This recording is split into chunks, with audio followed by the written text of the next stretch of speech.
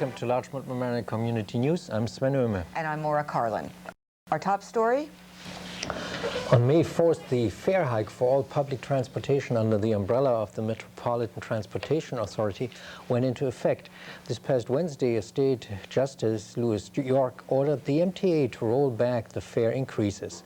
The Strap Hangers campaign had challenged the MTA and said that it violated the law because it did not make clear its financial situation during public hearings on the fare increase. State Justice York said the fare hike, quote, should be vacated because the determination was reached in violation of lawful procedure and not rationally based. As a result, the May 2003 fare increases implemented pursuant to the board's March 6 determination will be rolled back to the date of the increase, end of quote. The MTA has a 2-week period to roll back fares. During the hearing, lawyers for the MTA argued that it would cost about $2 million to reprogram and retrofit the equipment. The MTA also said that it would lose revenues of $1.2 million a day because of the reduction of the fare to the old levels. But for more than 7 million people who use city buses and subways each day and 400,000 commuters on Metro North and the Long Island Railroad, this is good news. However, the MTA, and this is not a surprise, is appealing the decision and will keep you posted. 3 knife attacks in one day kept Mamaroneck Village Police busy. The Village of Mamaroneck Police Department responded to a knife attack on April 25th. This incident took place aboard a Beeline bus and was said to have started over a dispute over bus fare when Ron McRae Williams of Rombout Avenue in the Bronx boarded the bus near the Mamaroneck train station at Mamaroneck and Hoyt Avenues. After attempting to pay an incorrect amount, the bus driver asked Williams for the correct bus fare. Police say Williams refused and an argument ensued. The argument then turned violent as Williams pulled a pocket knife on the bus driver. Police went on to say that Williams then attempted to stab the driver in the leg but only cut the driver slightly. When authorities arrived, the driver was treated by Mamaroneck Village Emergency Medical Services and Williams was arraigned on charges of second-degree assault and later released on $5,000 bail. All of this occurred just hours after another incident involving a knife took place in the village. At 12:09 a.m., April 25th, police responded to a call from 755 River Street, where a resident had thrown a 6-inch carving knife at his roommate. Police said Issam Alouzi, 22, who lives at the address, threw the knife after an argument. His 39-year-old roommate ducked to avoid getting hit and was not injured in the scuffle. Alouzi was charged with attempted second-degree assault and was held for arraignment. And yet another knife attack took place later that day. Police responded to a New Street residence after a husband and wife got into an argument and the husband stabbed a nearby couch. Police would not identify the parties involved and could not comment on the specifics of the case because the couple had been referred to family court. The revaluation of property in Westchester County is a sticky issue. County Executive Andrew Spano has been supportive of the matter, but some communities in Westchester have blocked it. In 1996, we reported that Governor George Pataki vetoed a plan for the reassessment of Westchester County properties. At that time, the business community had lobbied in Albany because corporations were of the opinion that they would face higher tax bills. Experts also suggested that condo and co-op owners would face higher tax bills, while single-family homeowners would see relief. In Rye Town, however, the revaluation is now underway. For the last couple of weeks, a low-flying plane could be seen in the sky taking pictures of the ground. 3 sets of pictures were taken from the air of each home.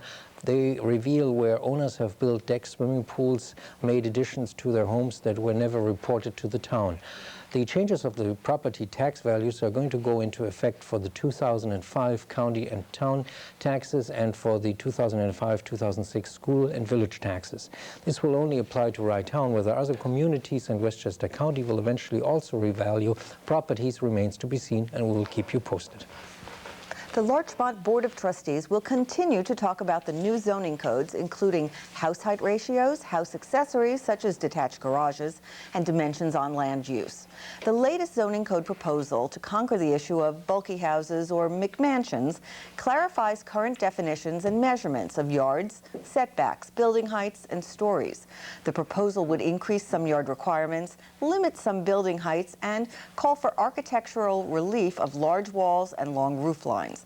The board will continue the discussions with a public hearing on May 19th and then vote at 7:30 p.m. in the Larchmont Village Hall, 120 Larchmont Avenue. For information, call the village clerk at 834-6230. With news on garbage causing a stink for some Mamaroneck village residents, here's Larchmont Mamaroneck community news reporter Laura Cruzcolon. The debate between Suburban Catering Corp. And the Village of Mamaroneck may have finally reached a turning point last week. The Village Zoning Board drafted a list of violations, while Suburban Catering Corp. Will make up a plan that will show how they propose to settle the littering, noise, and odor complaints that have plagued the residents near the 306 Fayette Avenue facility. Both lists will be presented at the next Zoning Board meeting next month. The zoning board has the ultimate say in regarding if Suburban Catering has breached its 1981 use variance. Approximately 30 residents attended the meeting at the beginning of this month. Representatives from Suburban Catering also attended the meeting and denied that they had breached the variance. The lawyer for the company, David Steinmetz, stated that the company has been in compliance with the permit for 22 years. He also said that the company was trying to develop a new odor suppression system. He added that he was still waiting for the village to elect an engineering consultant to examine the facility. According to a lawsuit agreement that the village and Suburban Catering signed last August, the company would pay an outside engineer to investigate the facility's odor and noise problems. The village is looking at plans that two bidders have provided. The zoning board is in disagreement with Mr. Steinmetz's allegation regarding the engineering. Maura, the chairman of the Zoning Board of Appeals, stated that there were too many unknowns concerning this matter. The Board of Appeals took a preliminary vote, which several members concurred that Suburban Catering did violate their use variance. The vote was all set to make an official vote on the matter, but Mr. Steinmetz said that he would appeal any decision made by the board, stating that the village did not refer to specific violations. Ken Bialo is recognizing volunteers in Larchmont. For more, here's Larchmont Mamaroneck Community News reporter Glenna Gray. Mayor Bialo and the Larchmont Village Board members declared May 5th, 2003 Larchmont Volunteer Appreciation Day. The elected officials recognized 150 members of village commissions and committees and 39 volunteer firefighters. According to the Sound and Town report, the mayor stated, quote, collectively, these volunteers donate well over 10,000 man-hours per year to help make Larchmont the wonderful village it is, unquote. Mrs. Bialo created a display which indicated the membership of each committee and the number of meetings per year. A lapel pin was given to each, quote, official, unofficial village government volunteer. There are other volunteers who give their talent and time to the village. However, on this occasion, only the official volunteers were honored. Lots of ideas were discussed at the second visioning session for a Harbor Island master plan. More than 50 Mamaroneck residents sat down and discussed ideas and options for a revival of the park. Depending on their specific interests, people will look at the different usages of the park. For some, parking is a major issue, and they believe that more areas should be open for parking. Others said that the concern about boaters and people who dock their boats in the harbor should be addressed. One of the ideas that came up was building a bridge connecting Mamaroneck Avenue with Harbor Island Park, creating a public esplanade at the entrance to the park. Also, the idea of putting a restaurant in the park has come up again. A couple of years ago, a restaurant had already been proposed for Harbor Island Park, but it was never built. Please keep in mind that in order to vote in the school board election and budget vote on June 3rd, you must be registered. If you are considered registered if you voted in a general election in the last 4 years or in the last school election. To vote, you must be a citizen of the United States, 18 years of age or over, and a resident of the school district for 30 days or more before the vote. If you're not registered, you can register in the Post Road Conference Center at the high school on May 28th from 7 to 10 in the morning or 4 to 9 in the afternoon, or with the district clerk during school hours in the superintendent's office, Post Road building. The deadline for registration is May 29th at 4 o'clock in the afternoon. If there's a question about your registration status, call the district clerk at 698-9000, extension 370. And if you'll be out of town or working late on the date of the vote, please call the district clerk for an absentee ballot application. May 27th is the last day to apply for an absentee ballot by mail, and June 2nd is the last day to apply for an absentee ballot in person. Remember, the vote is June 3rd from 7 a.m. to 9 p.m. at each of the local elementary schools. The temporary stop to the moratorium approved. Here is Larchmont community news reporter Christina Bolger with the details about new stores headed for Boston Post Road. The Mamaroneck Town Board has been busy hearing appeals by local business owners because of the board's vote to suspend new business development on Boston Post Road. However, their development moratorium does allow for exemptions, only if the request is for renovations with minimal effects or owner hardships, such as the one experienced by the Melron Associates, owners of the former Cook's Restaurant, later the home of Nathan's Hot Dogs. Melron plans to build a Commerce Bank and a Duane Reade Pharmacy and have already established their leases. However, this plan requires them to demolish the building. The board voted for Melron's request for an exemption. In a different case, the owners of the Village Square Shopping Center, Craymont Realty Trust, also claim they too are eligible for an exemption. The location is where there used to be a dry cleaning store. Craymont stated due to the ongoing vacancy and loss of revenue, they are experiencing a hardship. They plan to bring in a Subway sandwich shop, requiring them to make necessary interior renovations. The board granted Craymont an exemption. The town attorney, William Maker, pointed out Mamaroneck's existing ordinance to limit the fast food businesses. In the end, the board stressed the exemption granted to Craymont should not be considered an endorsement of bringing in a Subway sandwich shop. Last week we reported on a proposal to ban the sale of the dietary supplement ephedra in Westchester County. The first meeting in May, the Westchester County Board of Legislators voted unanimously to hold a public hearing on this proposal and also on a proposal to ban the sale of barometers and thermostats that contain mercury. The board also voted unanimously to borrow $700,000 for emergency generators for the Mamaroneck Sewer District.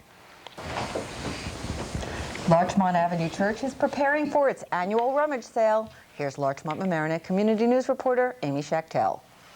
If rummage sales are your thing, then you'll want to mark your calendar for the Larchmont Avenue Church's annual rummage sale. The sale will be held on Tuesday, May 20th from 9 a.m. to 5 p.m. and Wednesday, May 21st from 9 a.m. to 12 noon at the Church Building on Forest Park Avenue in Larchmont. The sale will include clothing for men, women, and children, furniture, toys, books, and a wide variety of household goods, including linens and kitchenware. But look carefully, and you may discover fine jewelry, crystal, porcelain, and electronics available in the sales boutique section. Happy hunting. Westchester has hired its own counterterrorism chief. Harry Rosenthal, a retired lieutenant general who spent a 20-year career with the U.S. Army, ran military police activities at bases in Germany, Bosnia, and also at West Point. In Germany, he also was in charge of overseeing security at nuclear weapons installations. Rosenthal, who is 45 years old, will be paid $99,500 a year. His official title is Director of Public Security. He will report to the county's Public Safety Commissioner. Susan Tolchin, the chief advisor to the county executive Andrew Spano, is quoted in the Journal News saying, when someone called and said, get me your counterterrorism expert, until now they got the police or emergency services. There was nobody whose basic job was to be fully immersed in counterterrorism intelligence, have contacts from the FBI, Homeland Security, and all the way down. End of quote. And this has now changed with the appointment of Rosenthal. He will work very closely with federal, state agencies in charge of Homeland Security. With wonderful news about the appointment of a new district-wide director of special education, here's Larchmont Mamaroneck community news reporter Laura Smith.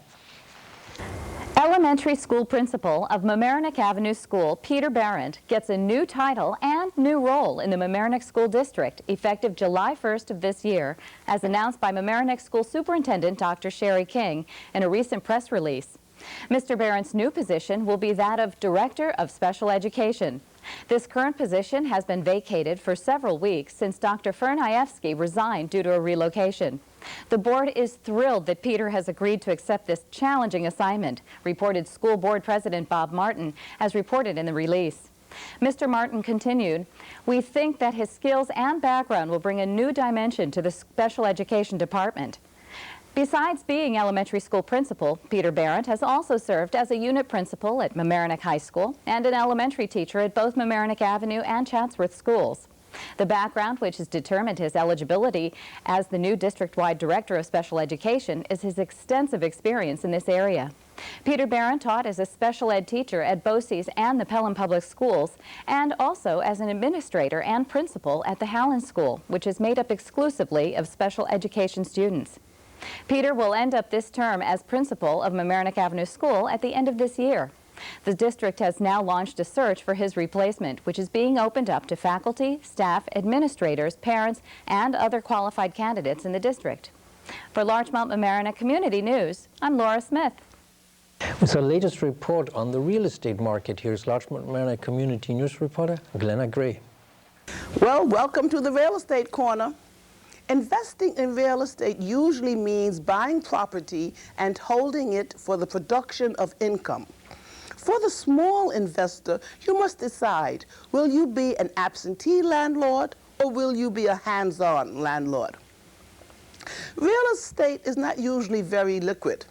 Investors usually have to wait 6 months before they can take out their capital. A new investor faces two basic ideas. One, buying the right property, and then managing the property. You should consider getting A, an attorney who specializes in real estate, B, an accountant, and C, a professional real estate broker who is familiar with investment properties. Small investors would probably do well to obtain a 1 through 6 unit building located somewhat close to their home. Remember, you have to control and monitor your property. Be cautious about purchasing vacant land in the hopes that it will appreciate quickly. You must be prepared for the risk as well as the rewards. Investors should give attention to the trends in real estate. Statistics from the government and private research groups are important sources of information. Such data helps you to identify economic and social trends that impact the value of real estate. This is America, and the small investor can still make it. Larchmont Mamaroneck Community News reporter Amy Schachtel has the latest on the reopening of the Gap and the grand opening of the CVS. Amy? If you've been grieving about the empty storefronts at the Gap on Boston Post Road and Weaver Street, your sorrows are over. Workers surrounded the Larchmont Gap on Thursday, May 8th, working frantically to get the store ready to open.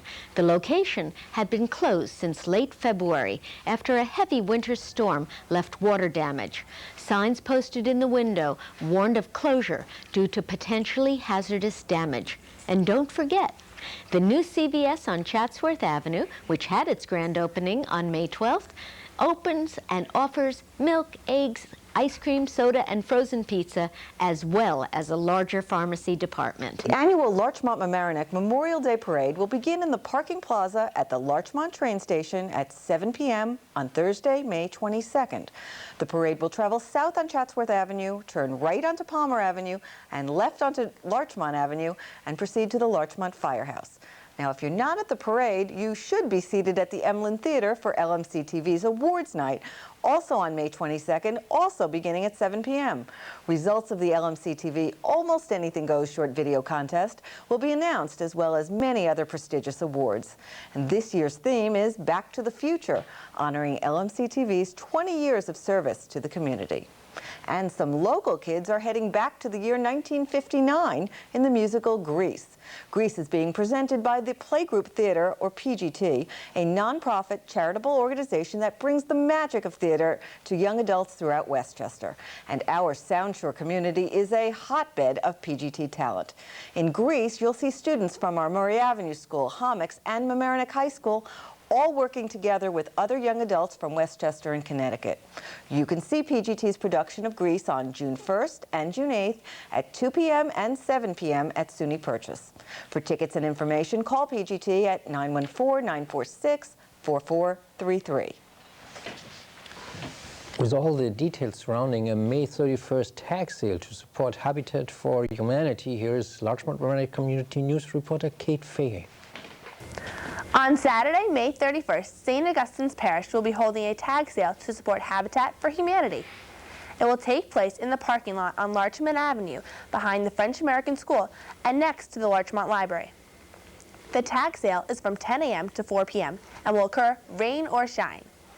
Ann Avanis, the tag sale chairperson, stated, "Funds will support Unity House, which is a cooperative effort by the region's houses of worship to provide a house for a needy family. The tag sale will hold houseware, furniture, toys, books, small appliances, jewelry, geegaws, and plants." Said Miss Avanis, "It is sure to be a fun, successful, and charitable event. Donations are gladly accepted and tables are still available. Once again, all proceeds will go to Habitat for Humanity." For more information or if you would like to help, please call Ann Avanis at 914-527-6762. That number again is 914-527-6762. Playland has opened its gates for the 75th season. Since 1928, when Playland opened as the first planned theme park in America, it has been providing the best in fun and entertainment for families in Westchester and throughout the tri-state area. Playland will introduce 2 new rides, a new train, new bumper cars, and a state-of-the-art stage. Dates of ride openings and the stage will be announced. The new rides this season will feature the Crazy Mouse coaster at the north end of the main park, reminiscent of Playland's former Wild Mouse coaster. This coaster will make riders feel as if they are approaching the edge of the track, only to make sharp twists and turns. The new Playland Express train will premiere this spring with a locomotive that is a replica of an original 1863 C.P. Huntington.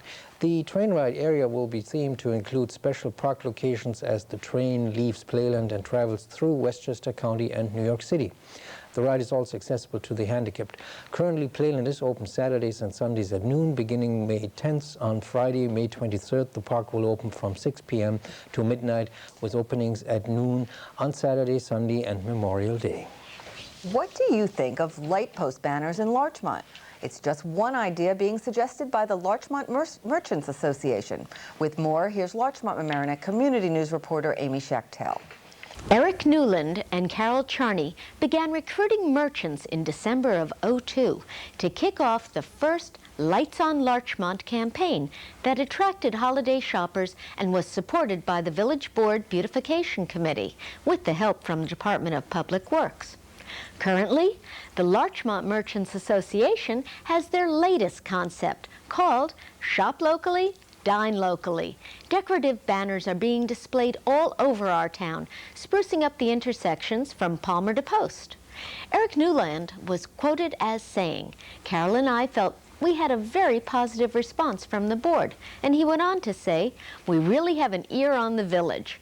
Newland and Charney were equally pleased with the business district planters prepared by the Beautification Committee. Joanne Grossman and the Larchmont Nurseries donated already blooming spring bulbs. A collaborative effort is also taking shape in Larchmont.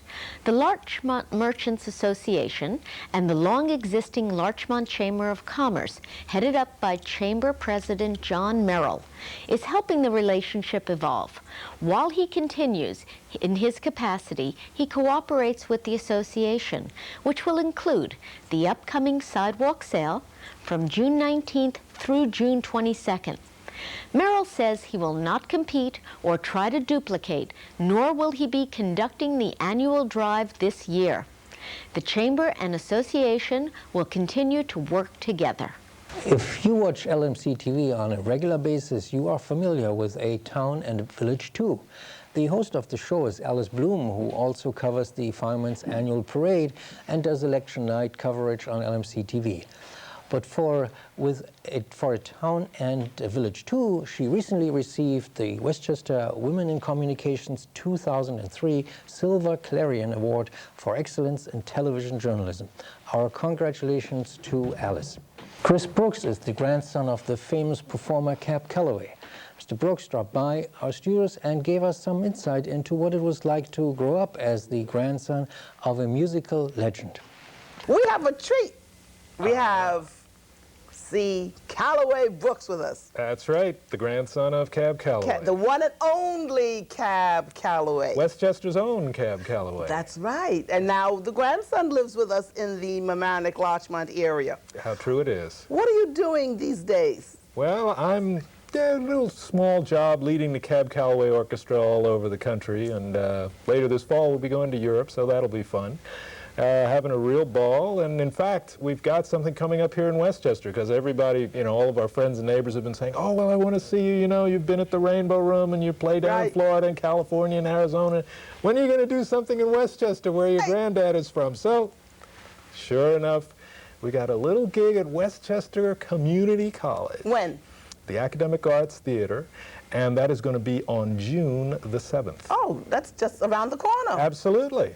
And I see you're wearing a fabulous hat. Well, and naturally. a fabulous jacket. Well, the brim, it's all part of the tradition. I wear all the traditional outfits and play all the traditional arrangements in the traditional style when the Cab Calloway Orchestra comes to town. And, of course, we also do our traditional hidey-hiding and hoity-hoing so that everybody can have just a grand old time together. And you have something special in your hand. May I have it? Yes. Well, I guess so. Yes. You can tell everybody what it's all about. I can see Cab Calloway now with his baton leading his band before you were born. To tell you how old I am. Oh, that's right. That's right. And your grandfather gave this to you? Oh, yes. Way back when. In fact, long before I even started leading the band, he just sort of gave it to me as like a grandfathers do. Right, exactly. But we spent many years together, and of course I toured with him a good deal. We performed together and appeared in many different I didn't venues. Know that. Yes, that's absolutely right. And spent a lot of time listening to the old tapes and analyzing the things and so forth. I grew up listening to him when I was just a few years old. I'd come and listen to him rehearse the orchestra. That was one of my favorite things in the whole world, is to listen to him rehearse.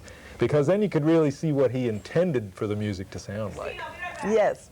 He is definitely a part of the jazz world. Absolutely. Of the Americana of the 20th century. And of the Harlem Renaissance, unquestionably. Yes. As a matter of fact, Lincoln Center this summer is going to be doing a great celebration of Harlem. Harlem is one of their big themes, and that neighborhood's undergoing such a great transformation.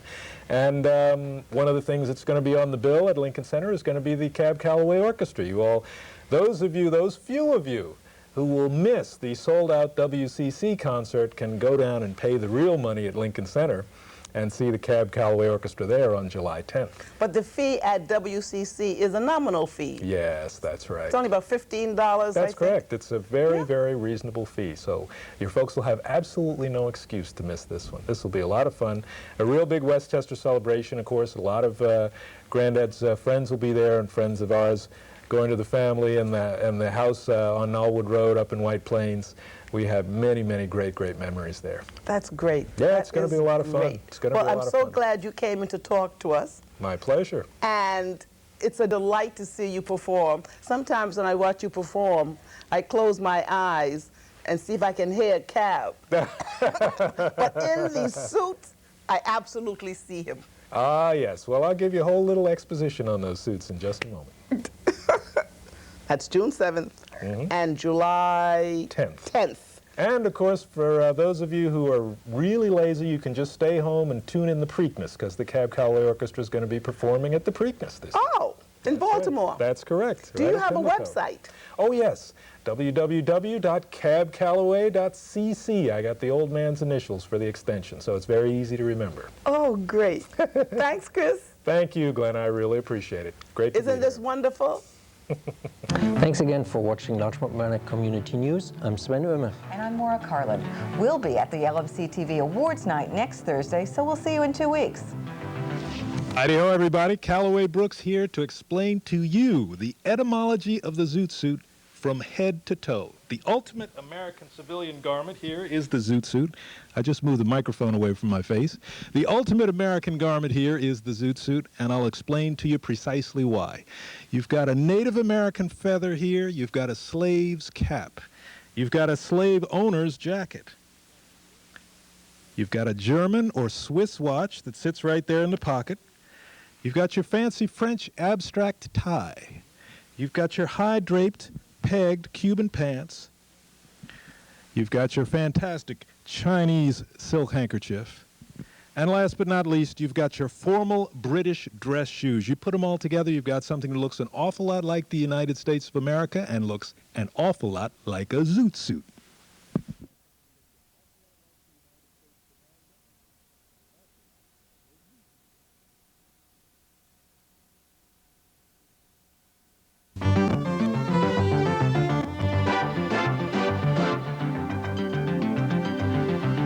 Hello and welcome to Larchmont Mamaroneck Community News. I'm Sven. And I'm Maura.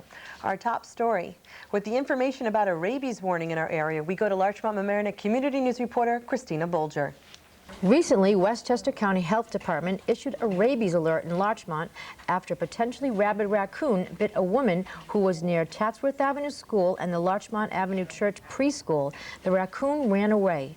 Trappers were called and searched the area but were unable to find the animal. I spoke with Mary Landrigan of the Health Department, and she advises parents to tell their children not to go near wild animals. This is the time of the year that baby animals are being born, and if you see a baby raccoon alone, the mother is close by, and you should not go near the animals. Abnormal signs to be aware of: raccoons walking around during the day. It doesn't matter if they are behaving friendly or aggressively. Stay away. If you are bitten, scratched, or come in contact with the animal's saliva, Landrigan advises you call the health department immediately so they can determine if the rabies vaccine is needed. She also added that the vaccine is free of charge. The 24-hour number to call is 914-813-5000. Also, Landrigan advised that rabies can be contracted by bats, the same as raccoons, and contrary to what you may think, you should keep the bat in the room, close windows and doors, and call the health department. Because rabies is a virus, it can take weeks or even months later for symptoms to appear and can be fatal. For more information about rabies, the hotline number is 914-813-5010 or visit their website at www.westchestergov.com/health. Reporting for Larchmont Mamaroneck Community News, I'm Christina Bolger. Approximately 1,100 customers of Verizon Communications experienced disrupted phone service for a short time last week when vandals cut cables at 10 telephone boxes in the New Rochelle, Rye, Mamaroneck, and Larchmont areas. In fact, close to 250 customers went without service for several days.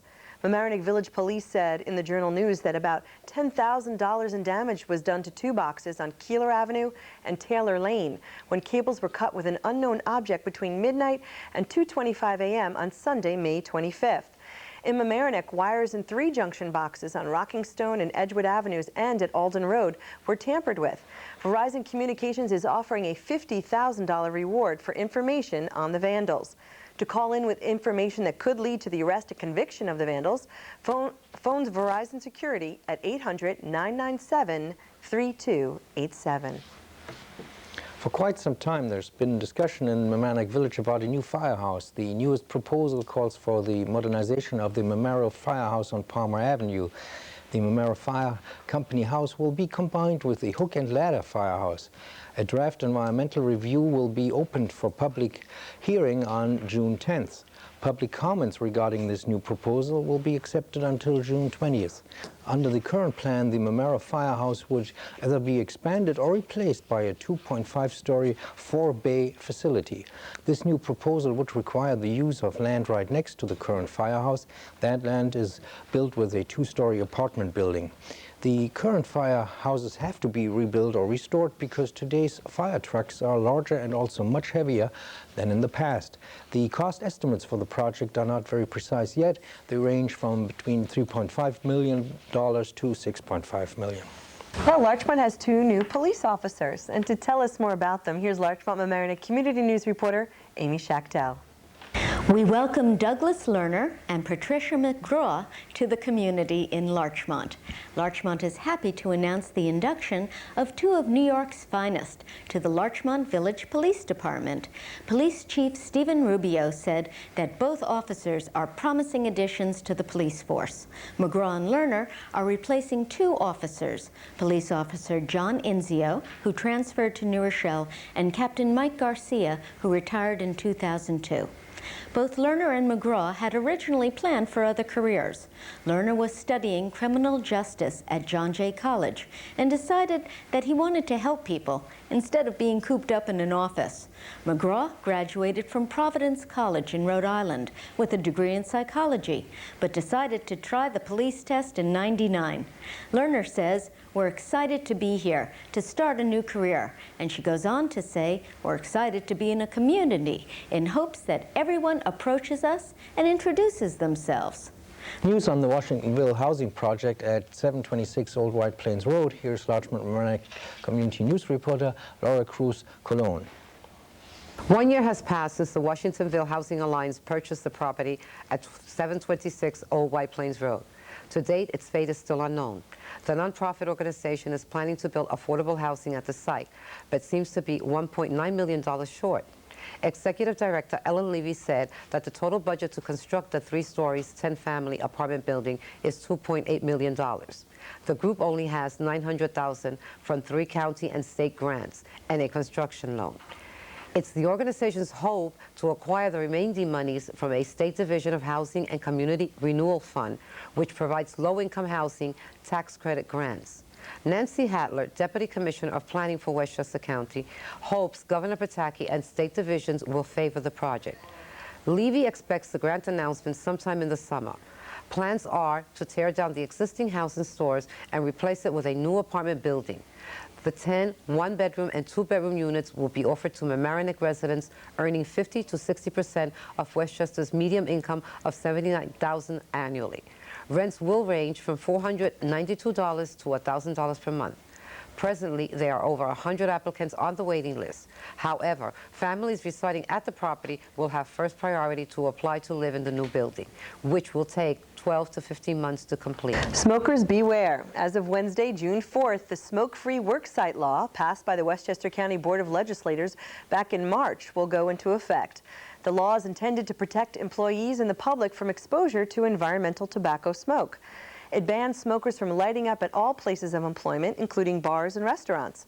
Smoking will remain legal in tobacco shops, designated hotel and motel rooms, and areas in residential health care facilities. At first, the law will be enforced on a complaint basis. Complaints may be made 24 hours a day by calling 813-5000.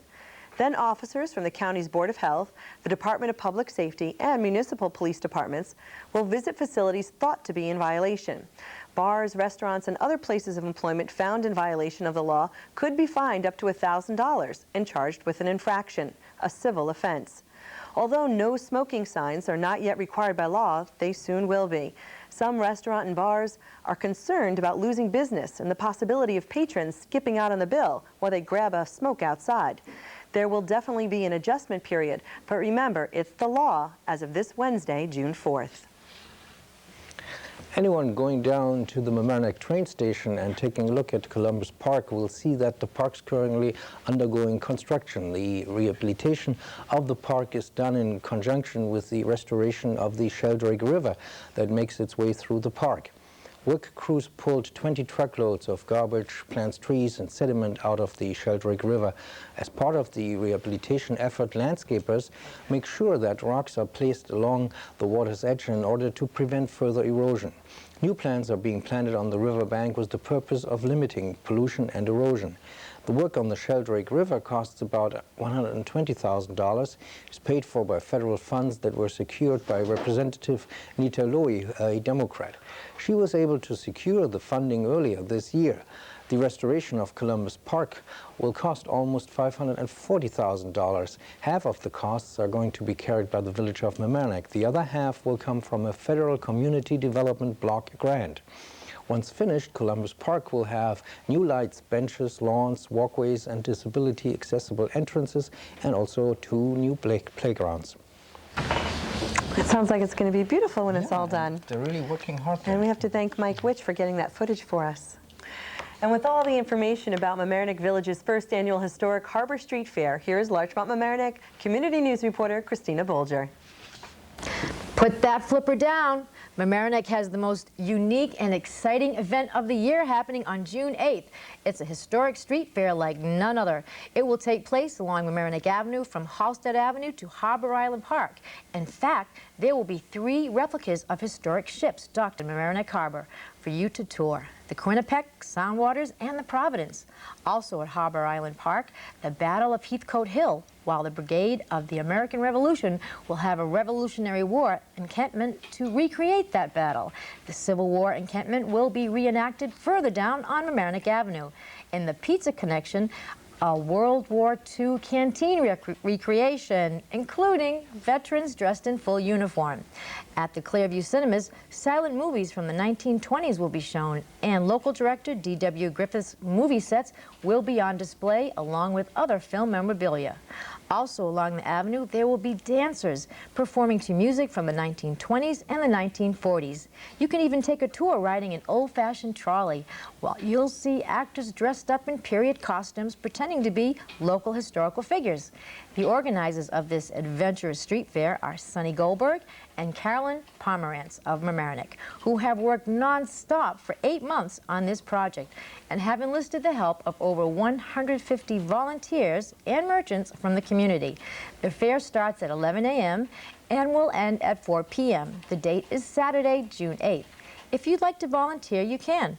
Just call Judy Rosner at 698-7994. If you'd like to contribute items, you can contact Tony Gelber at 381-1979.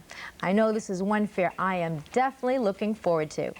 Well, are you interested in hosting an exchange student? If so, listen up to what Larchmont Mamaroneck Community News reporter Kate Fahey has to share. With conflicts persisting throughout the entire world, a home is needed for all those children who are less fortunate, yet have much academic potential. Now is the time for Westchester families to become a part of a long-term diplomatic program by hosting a 10th or 11th grade student in their home. About 1,000 students were chosen from the former Soviet states to participate in the FLEX program run by the U.S. Department of State. The students chosen have outstanding leadership skills, excellent grades, and speak perfect English. The PAX Academic Exchange Organization program hopes that local families will come forward to serve as hosts for a new son or daughter. All it takes is a bed, a desk, an extra seat at the dinner table, and an open heart. With the latest report on the real estate market, here's Larchmont Mamaroneck Community News reporter Glenna Gray.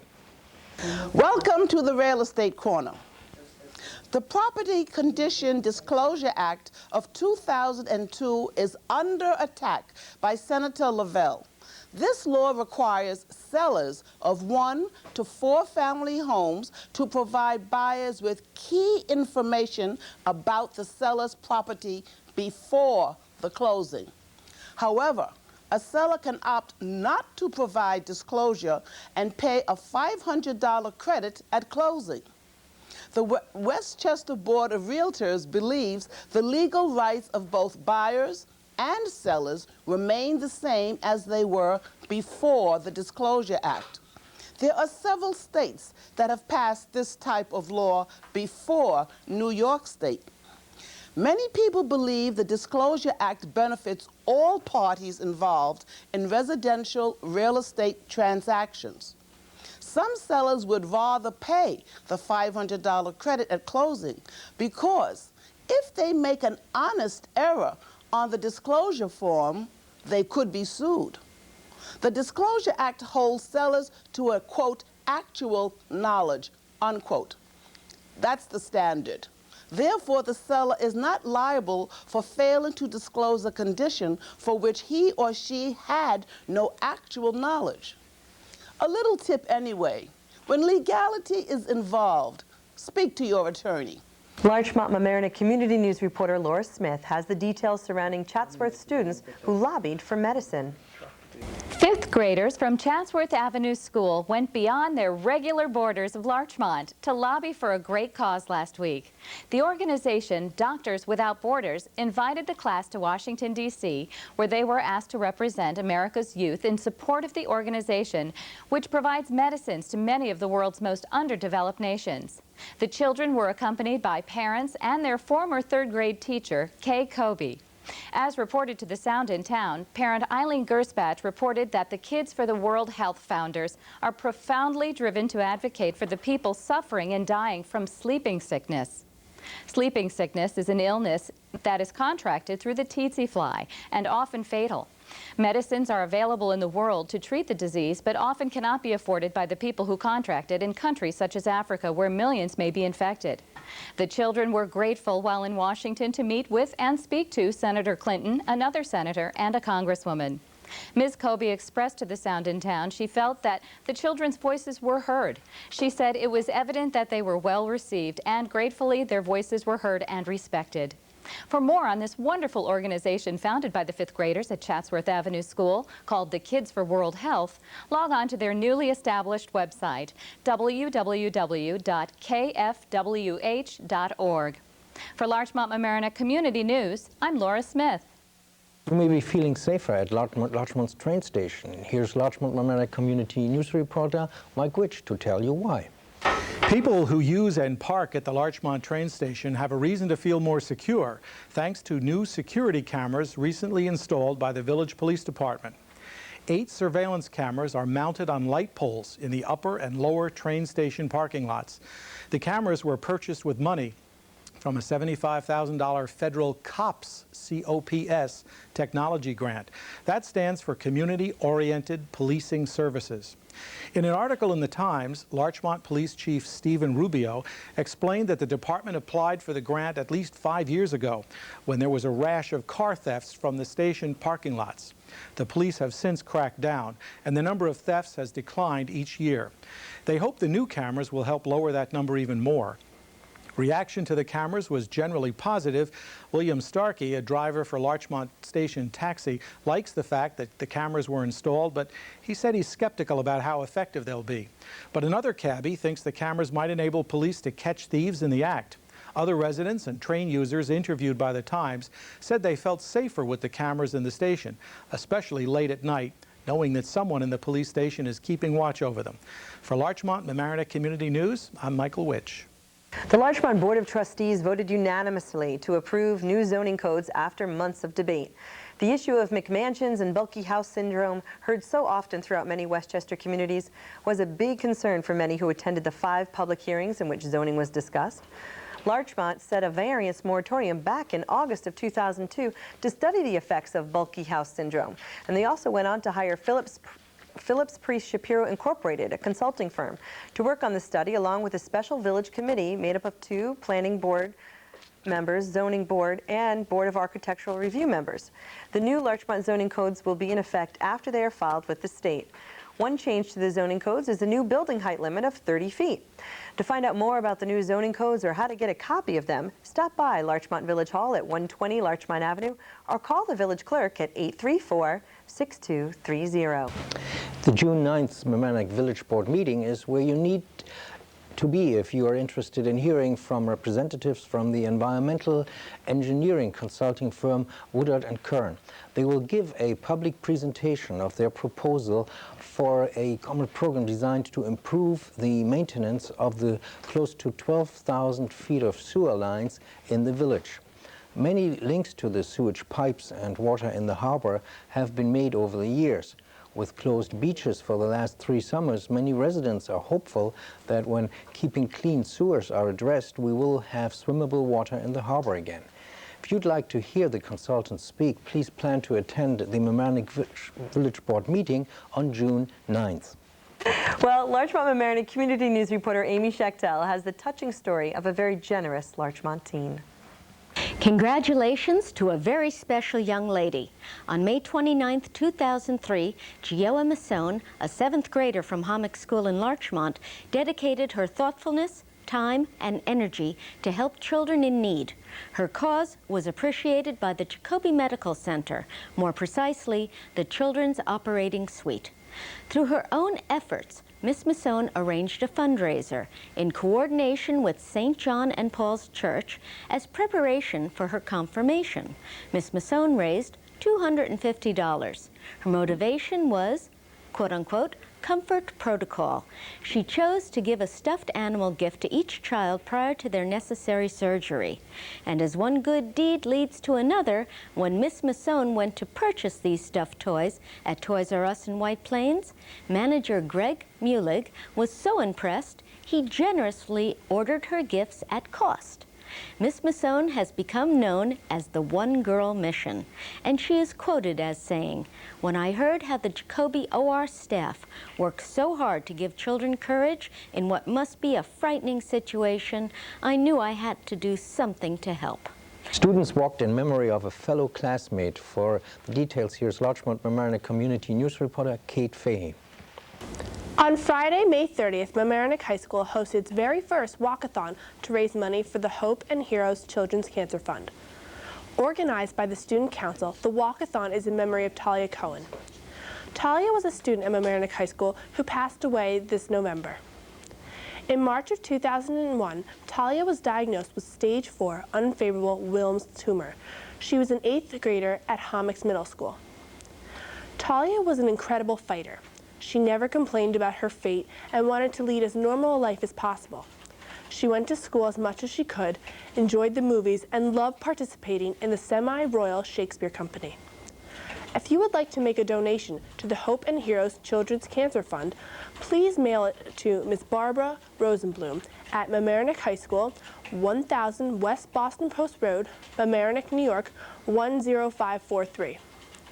Or, for more information, call 698-0900, extension 206. Or you can email Ms. Rosenblum at rosenblumb@mamkschools.org. Well, if you like jazz, then the Larchmont Yacht Club is the place for you this June. Here's Larchmont Mamaroneck Community News reporter Laura Smith with the details. Hope House and the Human Development Services of Westchester will be honoring one of their greatest champions, Rabbi Bruce Fryer of Scarsdale, on June 12th with their annual June in Jazz event. June in Jazz will take place at the Larchmont Yacht Club and will include a buffet, dancing, a raffle, and prizes. The proceeds of the event will benefit Hope House, which provides case management and residential care for those recovering from mental illness. The rabbi is noted for his great devotion and commitment to both organizations. The event will run from 6 to 8:30 p.m. Prizes include tickets from Caramore, lunch for 2 at Crabtree's Kittle House, and a subscription to the Jacob Burns Film Center, according to the Sound in Town. Admission is $100 per person. If you need any information on June in Jazz at the Larchmont Yacht Club on June 12th, call Nicole Carroll, Director of Development at Human Development Services of Westchester, 835-8906, extension 1002. Speaking of the Larchmont Yacht Club, the Larchmont-based Resource Foundation is holding its annual spring fundraiser on Friday, June 20th from 7:30 p.m. to midnight. As always, the event called Dancing on the Water will be held at the Larchmont Yacht Club. Music will be provided by Stan Rubin's Dance Orchestra. Tickets for the dinner and dance are $115 per person. And as always, the event includes fantastic door prizes and many valuable raffle gifts. The proceeds of this event will benefit the Resource Foundation, which is a non-profit membership organization that was founded in 1987 for the purpose of cultivating productive relationships between sustainable private development organizations in Latin America and selective donors worldwide. The foundation has raised $11.5 million, and it has arranged for another $4 million in matching grants. Anyone interested in the annual spring fundraiser, Dancing on the Water, on June 20th should contact the Resource Foundation at 914-834-5810. Please keep in mind that the school board election and budget vote is this Tuesday, June 3rd. If approved, the budget will result in a 9.88% increase in property taxes, a rise of 8.15% over the current year's budget. The budget vote is held from 7 a.m. to 9 p.m. at each of the elementary schools. There are 3 candidates running for the school board. They include incumbent Celia Felsher and Alan Parter and first-time candidate Lynette Say. The committee for the selection of school board nominees for the Mamaroneck School District is also looking for members. Committee members serve a 3-year term as volunteers. To be a member, you must be a resident and be eligible to vote in the school election.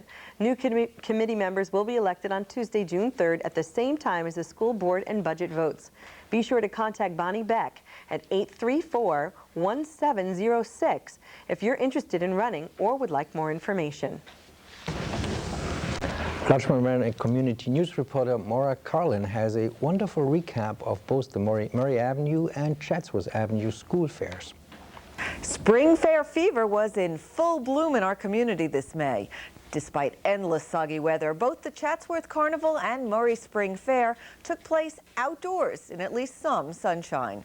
Both events were a great success and loads of fun.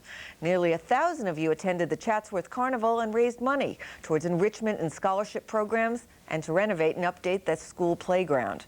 Highlights included the rock climb, giant slide, and sit and spin ride. But as you can see, fun activities were everywhere. And there was the annual closing talent show. Unfortunately, we don't have footage, but you can catch it next year.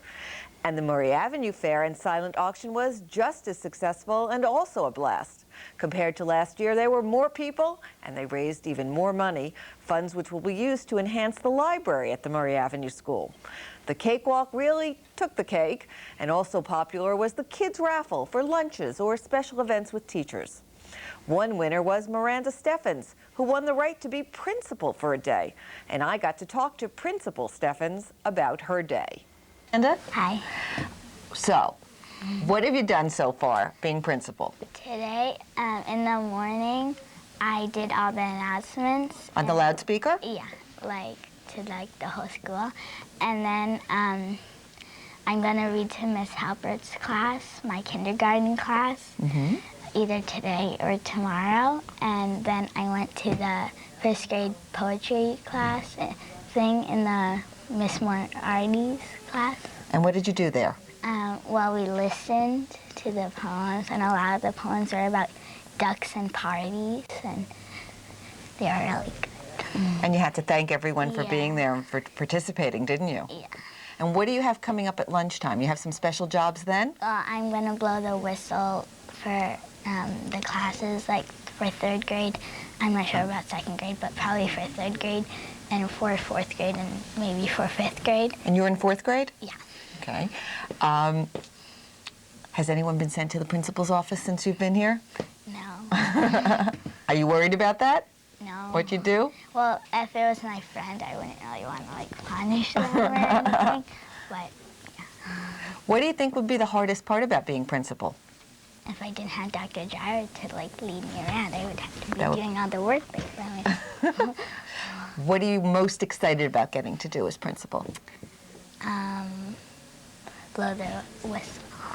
Oh no, wait. Reading to Miss Halper's class, which is my favorite class.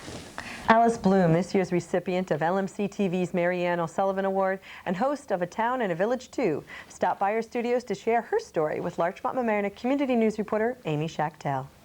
Alice, you've just been racking them up, the awards, one after another. How does it feel? Well, it feels a little embarrassing right now, actually. Oh, you shouldn't be embarrassed. I'm very proud of you. We're all very proud of you. Thank you. I love being part of what you are part of. Well, thank you. And we have worked together. I know. On election nights, and I'm sure we will again. I certainly hope so. So, Alice, were you aware of both of these awards that you were going to be given? Well, not until the last minute. You find out about a week before, and they call and say, we hope you're planning to come to the dinner because you're getting an award. And then you make plans to come to the dinner.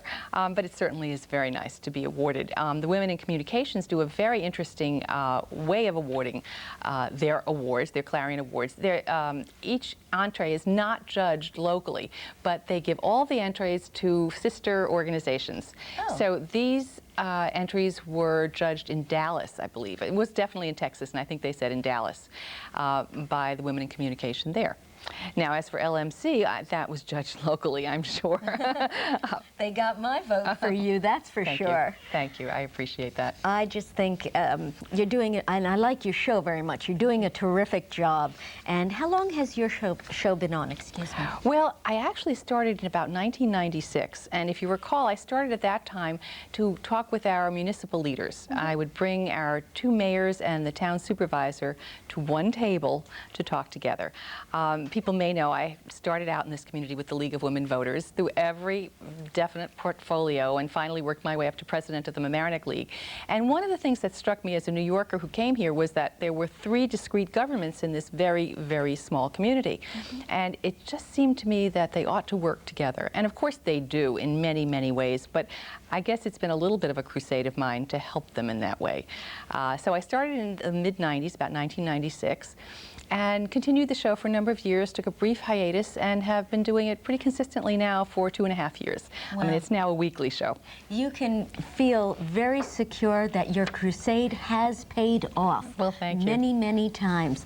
Congratulations again. Thank you, Amy. And again, and I can't wait to work with you. Well, thank you. I look forward to it as well. Thank you. And congratulations again to Alice Bloom. And we'd also like to pass along our congratulations to our very own Missy Moak, a behind-the-scenes volunteer here at the news show who received LMC-TV's Volunteer of the Year Award. Congratulations, Missy. Write to us at Larchmont Mamaroneck Community News in care of LMC-TV, 1 Library Lane, Mamaroneck, New York, 10543. Thanks again for watching Larchmont Mamaroneck Community News. I'm Sven. And I'm Alicia Myro. We'll see you next week. How wonderful. Yeah.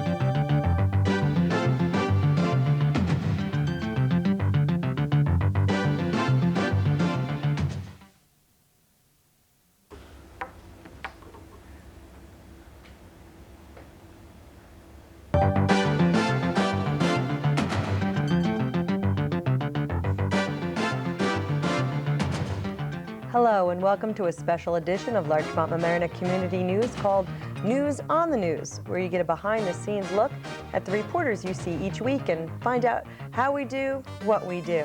I'm joined here today with Amy Schachtel and Kate Fahey, and I'm Alicia Myro. Welcome.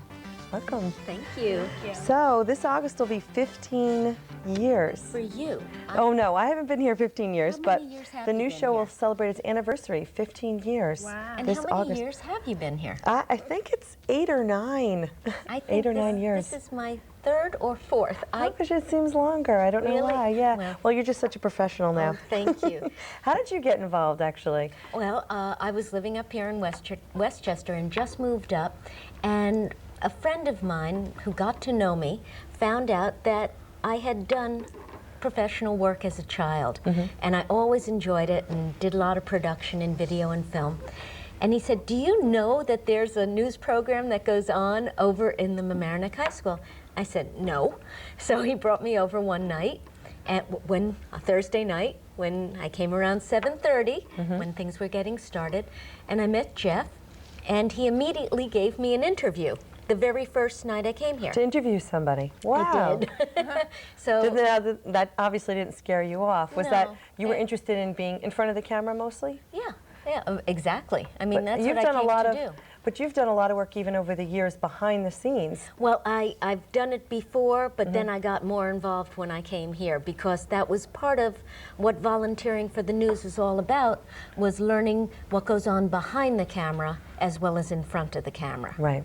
So whatever you like to do, whether it's behind the scenes, in front of the camera, we have opportunities for you. And I'm glad you mentioned 7:30 at night, Thursday nights, in the studio in the high school, Mamaroneck High School, and it's just across the stairs, just across the street, up the stairs, from Walter's hot dog stand. as we say every week, I my know, favorite every- line. When I've had the chance to Just up anchor the stairs with you, Walter's hot dog stand. Is that it? How it goes? You've memorized it? That I get that little piece to say, because it's so fun. I know, because you've joined me in the at the anchor desk too. So you do get an opportunity to experience all that you like and more. Yes. And I want to turn over here to Kate. You heard how Amy got involved, Yes. and you're one of our newest members to the news show. How did you get started here? Well, I take video production in the high school as my elective, and Jeff is my teacher there. And I told him how I was interested in being a reporter and being on camera, and he said, well, why don't you come and help volunteer at LMC-TV News. So I came one Thursday night, and I've been doing it ever since. And I should mention Jeff Montanaro is our executive producer here at the news show, and he's been here right from the very start, and he just does everything. He gets his hands into everything. It's his, right, it is. Wow. And that's so nice. He had you in class, and you expressed an interest, and he had you come join us. Had you seen us on TV before? No, I didn't even know there was a news show on LMC-TV. So it was a first thing. Well, we have to remind our audience too that you're a high school student. You're just 15 years old, and you're a freshman, going to be a sophomore. Yes, yes, okay. going to be a sophomore. And you do a phenomenal job. I see you behind the scenes writing your stories, even finding stories for yourself, and then recording one, even two each week. So When I came, the first time I met Kate, when I came into the studio, I didn't know, but you were sitting in front of the camera, getting ready to read your story, and I was actually in the other room, and I listened to you, and I said, oh, I love her voice. Who is that? And they said, that's Kate Fahey. And I said, really? Who's Kate Fahey? And they said, oh, this is our new reporter. So I'm listening to you, I'm watching you, I'm saying, I like her voice, she's really good, she has a good presence. And then I came out, and I met you, and found out that you were going on 15 years old, and I thought you were much older because you had such a good presence about you. And and this is a chance, I always wanted to ask you something. Do you see yourself through the years becoming a reporter and being in front of the camera? I would really like to. A lot of my goals pertain to being in that field, and I would really like to be on television one day reporting for NBC, CBS, or ABC, or one of the big networks, and yes, I would like to see myself as a reporter later on, yeah. Well, this is the best place to start. I know, yeah. well, you're very talented already, we can see that. And we've had people who've been on the show before that have gone on to network TV, and some of them are in some pretty big markets down in Florida. I know we have a former anchor is an anchor down there. Our former weather man is also an anchor, and one of the other anchor people. I have to ask you, how did you end up here? Oh, goodness. Well, as I said before, I think I've been here 8 or 9 years. I lose count. And I was one of those faithful viewers. I was channel surfing, and I got to the local programming. Back then, we were on channel 14, 15, and 16. And now, of course, we're on 75, 76, and 77. Way up there. Yes, we've leaps and bounds. We've gone ahead. And I was I guess I caught the end of the program where they said, oh, if you'd like to get involved, you come join us on a Thursday night. So I did. And I came by, and I was real nervous at first. I remember, oh wow, this just seems so big and scary. And now it's like a second home now, 8 years later. And I remember my first night, they asked me to do the teleprompter, and back then, teleprompter was not on the computer like it is now. It was, you had to write everything out in these tiny little columns, paste them together, and turn the machine, and it would crank away. It's almost like a little hamster was turning the wheel or something. But I was so nervous. I wanted to keep up with the person who was speaking. And then the next week I came and did a story, and then I got a little more comfortable in front of the camera, and then the anchor that was at the desk at the time took a position, I think, for the Army, and for a news position in Germany. And I wound up, stepping in, and then I've been at the anchor desk ever since. But I'm more than happy to have co-anchors and people take my place and have that experience as well, because I think it's great to experience all the different things you can do at the news show, both behind the camera and in front. Yes. I agree with you. Now, Kate, in your very short tenure here, because you've been here just a few months, is there any kind of a memorable story that you've done that sticks out in your mind? You've done a lot of charitable types of stories and student stories.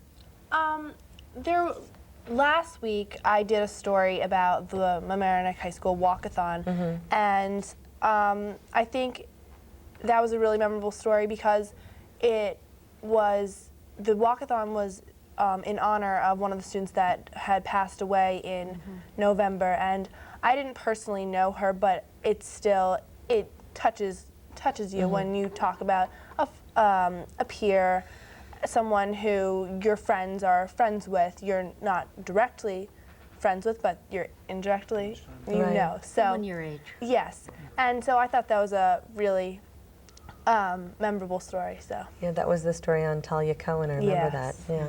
Do you have a memorable story that you Gosh, did? I've done so many. I mean, you know, it'd be sad to say the ones that really stick out in your mind are, you know, the really dramatic ones. Like I remember we kept reporting about the Paul Cox murders years ago, but it was like every week we were updating everyone. The IKEA story was something that continued from week to week until finally It's like a soap opera. the members in the community were successful in kind of ousting them.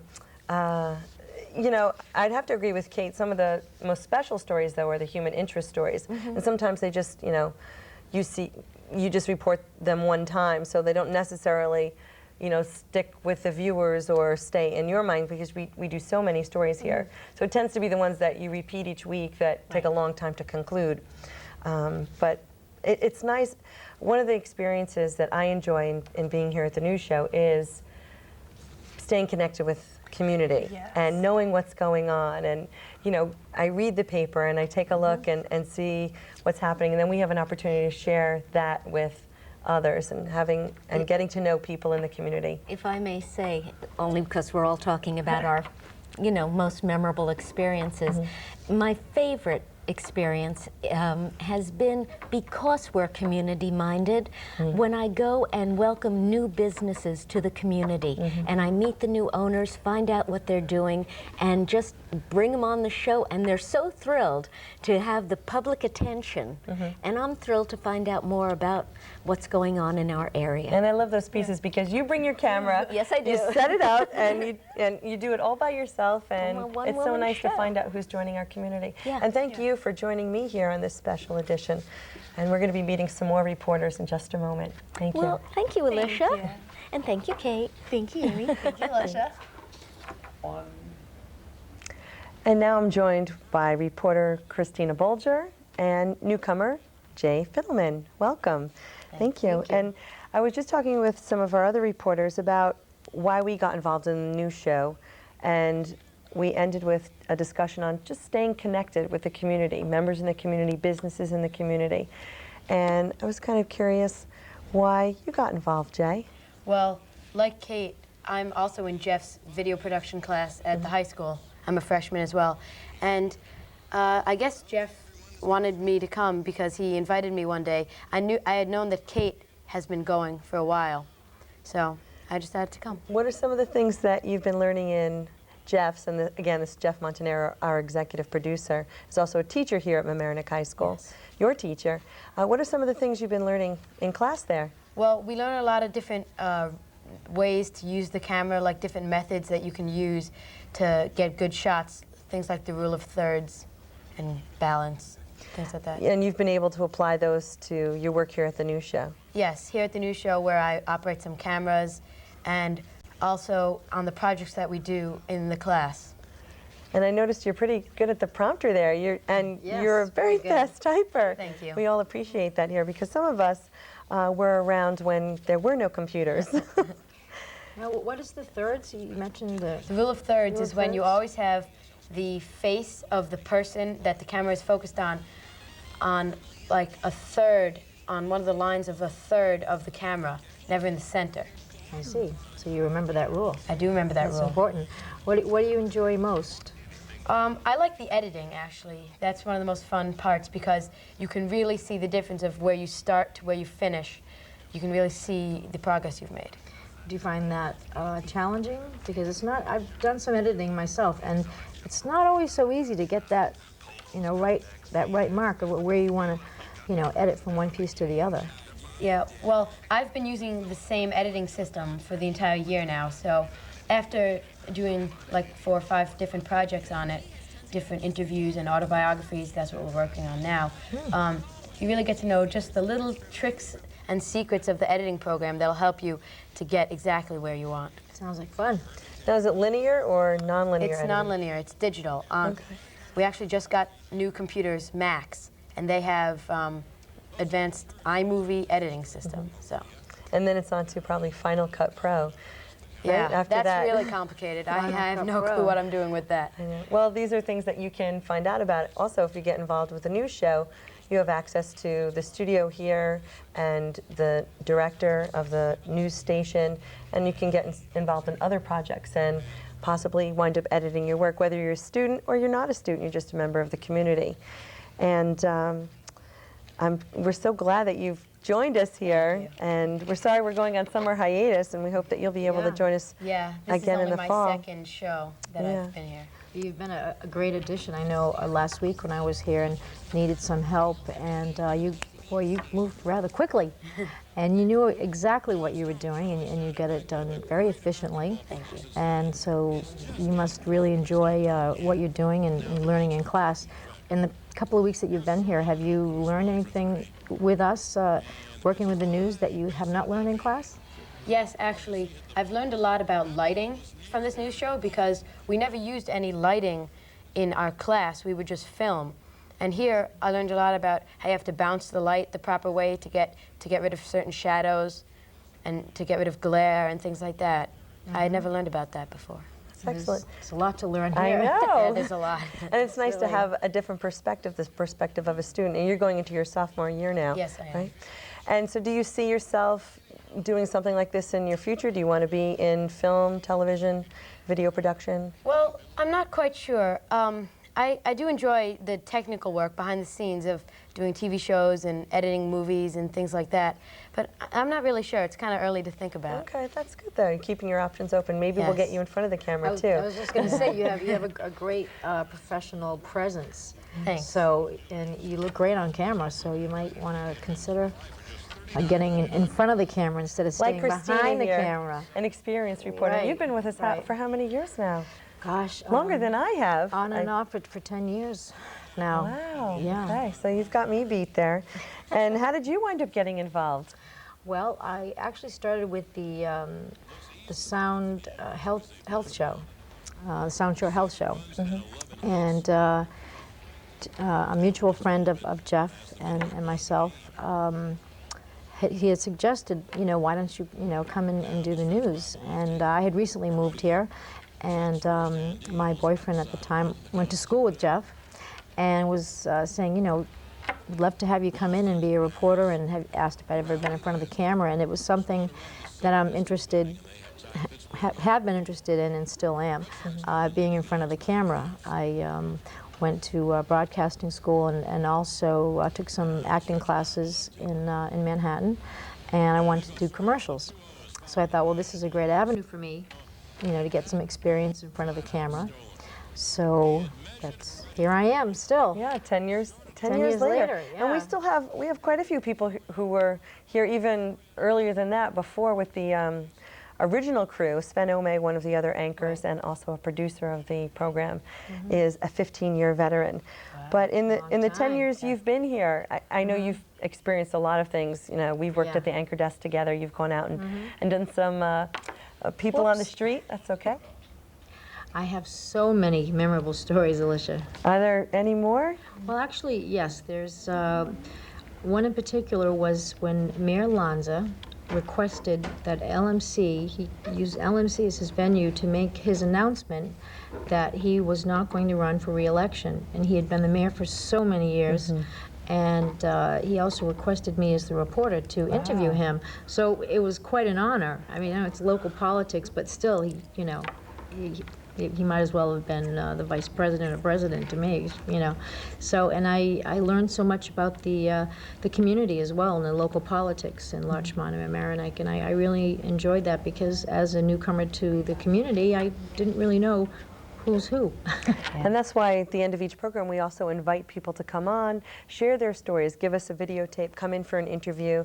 I remember recently we had a Girl Scout troop come in to tell us about a multifamily tag sale, and that was so exciting to see them come in and see their excitement on their faces to share you know, what they had been planning, and to share that with the public. So I think it's a great opportunity for people, you know, sitting at home who have something that's going on, like Bark for the Park or the pet parade that just had in Larchmont, or the historic Harbor Street Fair that's happening, you know, to come on and share that with the community. And it's great for us because, you know, we get to hear it firsthand, we learn, and then find a way to share that with the community. I was going to ask you, since you've been here for so many years, why would you tell people watching to get involved? Well, because they could, there's several reasons. One, because we need help, but also because you can learn so much right here in your own backyard at this studio, and it's, you know, very professional, and you can learn. You don't have to be in front of the camera, and I didn't have any formal experience with reading the teleprompter. I had to do cue cards. So I learned, you know, reading the teleprompter. And I also learned about editing. And so I learned things about behind the scene and as well as in front of the scene. So there's so much to learn, and you get to learn the news firsthand.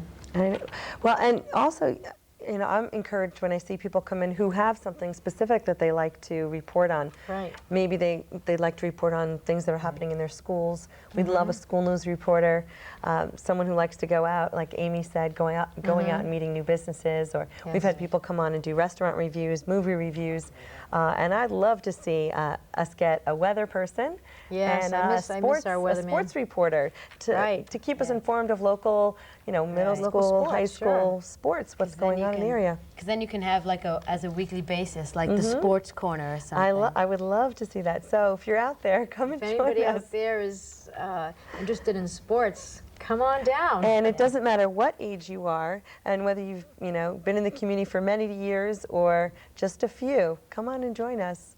Absolutely. And young and old alike. Thank you for joining me. Thank you. Thank you, Alicia. It was fun.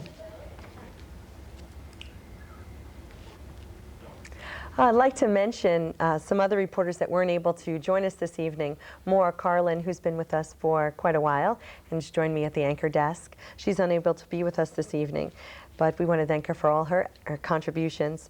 And Laura Cruzcolon, who recently lost her father, was unable to join us. And Laura Smith, a new member to our news team as well.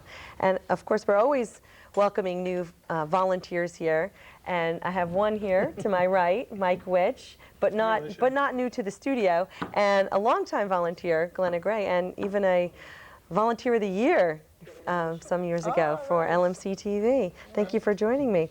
Well, Mike, you're one of our newest members, but you're no stranger to this studio, this building. No. Tell us how you wound up getting involved here.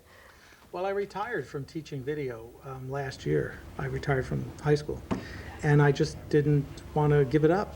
So I thought, well, what's a way to keep my fingers in the pie, so to speak? And I decided to volunteer for the news team. And I know you've been involved in front of the camera, doing some reporting, typing, writing, summarizing stories, and filming them on camera. But you've also done a lot of wonderful things behind the scenes. Man. You are. That's amazing, because it adds such. We should tell people what B-roll is. We should. It adds visual interest to the show. That's for one. Those are the pictures that you see when the newscasters go on and on and on, and the pictures illustrate it. For instance, last week we had the story. In fact, I did it. The story of the security cameras at the train station in Larchmont. So earlier that day, I went with a little camcorder and I took lots of pictures to cover. And you were in the Columbus Park, you took some pictures of one of the lakes. I went around Columbus a lot that Park. day, yes, and I did the Washingtonville piece and the smoking. Right. I visited 7 bars without taking a drink. Oh, well, congratulations. Or a smoke, because now, of course, that's not allowed Well, in bars or story. restaurants. That yes. was the story, yeah. That is true. But we appreciate that because, again, that does add some visual interest, and it really helps the community see visually, you know, what the story is about, where it's taking place. You know what the most interesting thing about shooting that stuff is when I go and if I meet somebody, and they'll say, well, what are you shooting this for? And I say, LMC-TV Community News. Oh, they know it. Oh. Years ago, that was the who? That was what the response was, but now they know. And hopefully it's not just because they're channel surfing, but they're tuning in on a weekly basis. Every night, 7 o'clock, we air on Channel 75. That's right. So we are the most local television news station. Yeah, I know we've often talked about how News 12, which is runs a wonderful news program on Cablevision, but they claim to be as local news gets, but we're even more local than that. We redefined local. We're real local. Well, you know, in the short time that you've just joined us here in the with the news program, what's some of the most memorable stories or experiences you've had? Well, the first thing I did was I spent 3 hours editing. Who remind me again? Who went to prison for the charity? Christina Bolger. Christina, she was just with us here at the table. And all this tape came in, and Jeff said, "Can you do something with it?" So I just played around with it, and it turned out very nice. We kept going back and forth to her behind the mock jail I think it was bars. like cystic fibrosis or something. Yes, and yes. It was a very nice charity. Going back and forth like that made the story move kind of quickly, and it added some visual interest. So that was the first thing I did. Yeah. And you've been involved in some other programs here at the news station as well. You mean the election coverage? Yes. Yeah, that was. I was asked to be the reporter from Republican headquarters in the recent Mamaroneck Village election, and I had such a time with cell phones because of the noise there. And then it was quite technically advanced for anybody, LMC or the high school or anybody. And the one thing I'll never forget is I was told I was going to go live, and it was just going to be my voice. So I put myself in the corner of the room, and I put my hand over my mouth like this, and I was doing it in a loud whisper. I was giving the results. And no sooner did I start talking than I looked up, and everybody in the room was looking at me. The reason was because they were listening to me on this huge television screen, which was about 3 feet to one side of me. So they knew it was me, and I all of a sudden I couldn't talk anymore. But that was fun. That was fun. And I think that's, you know, an important thing to bring up is that when you come and join us on the news show, you can also discover the other opportunities that are available to you at LMC-TV. We've had many people who've been either behind the scenes or reporters that have gone on to produce their own programs. I know Lisa Manning used to be a member here and a reporter, anchor, and now she has her own program on LMC-TV. And Glenna, you did as well. You had your own program for a while. After joining the news, you had your own show. What was that called again? Community Connections, LMC, the networks show. But I've been here, it must be 12 years now since I also retired and had to find something to do. But my take on the public access is entirely different. Our director, Jeff Montanero, has done a wonderful thing for this community because I'm a vast believer in participatory democracy, and he has brought this to his community for 15 years. And in these days, we need people to remember what America is about and what the First Amendment is about, and Jeff is just wonderful. I hope everyone appreciates Jeff. But I've always enjoyed this. I've anchored at times, I've gone in the street with a camera, I've gone to the rest, I've done everything, covered the Paul Cox case.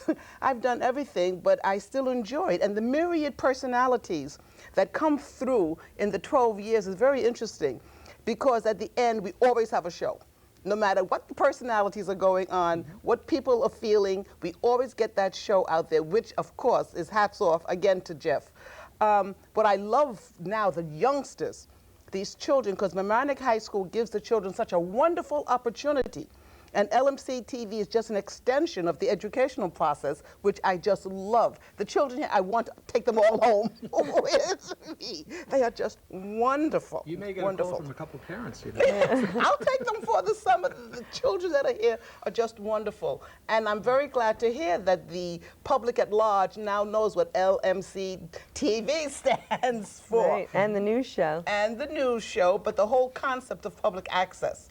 in this community is absolutely wonderful. When I travel to other parts of the country and I turn on the public access, I said, oh my God, we really have great public access here in the Larchmont Mamaroneck community. I'm going to California next Thursday, and I'm going to watch their public in California, in LA. Well, you'll have to report back to us and let us know. Be the way out. We have won national awards as being the best.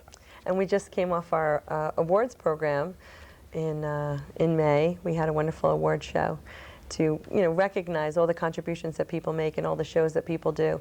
And it really is, it's a large network, and people, we have developed friendships here on the program. Sometimes we go out afterward. It's not all work. There is some play here. We should mention that. With the limited amount of money that we get, we have done wonders. What money? We're volunteers. We're volunteers, so we're not being paid. But Cablevision gives for public access. Yes. And they have attempted over the years to block the public access. And it's just, with Scotch tape and duct tape. This is true. Jeff has done a wonderful job. Well, and again, it's important to note that we make friends here. We go out afterward, and it's a nice way to socialize with people and talk about your community. And I want to thank you for joining us, Glenna. It's a chance I get to be with young people. Being such a supporter of the program here. And you've been with us about 12 years. Yeah, almost from the beginning. And our newcomer, Mike Witch, thank you for joining us. Yes. Thank you again. Thank you, Mike. You're welcome. And enjoy the summer. Thank you. Thank you. Thank you. And thank you for watching this special edition of Larchmont Mamaroneck Community News. News on the News. Have a great summer.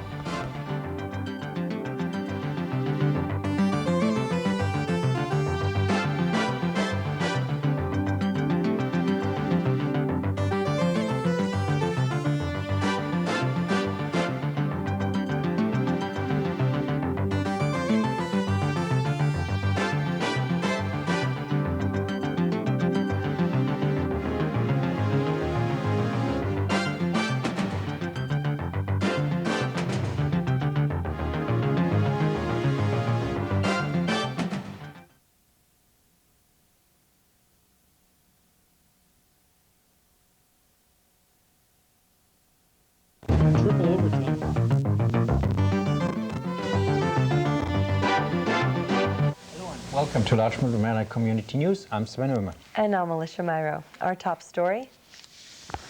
Well, the 2003-2004 Mamaroneck school budget passed with 1,371 yes votes and 713 no votes.